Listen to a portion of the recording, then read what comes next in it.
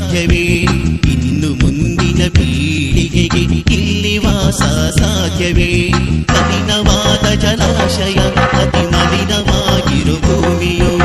ಮಲಿನವಾದ ಜಲಾಶಯ ಅತಿ ಮಲಿನವಾಗಿರು ಭೂಮಿಯು ಇನ್ನು ಮುಂದಿನ ಪೀಳಿಗೆಗೆ ಇಲ್ಲಿ ವಾಸ ಸಾಧ್ಯವೇ ಇಲ್ಲಿ ವಾಸ ಸಾಧ್ಯವೇ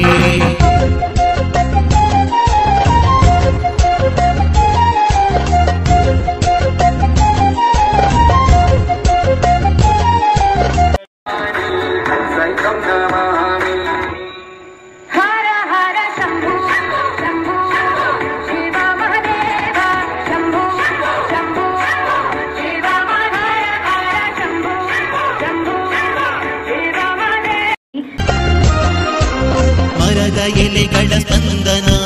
ಹಸಿರು ಗಿಣಿಗಳ ಪೂಜನ ಮೌನವಾಗಿದೆ ಮಾಯವಾಗಿದೆ ಜೀವ ತುಡಿತದ ಕಣಕಣ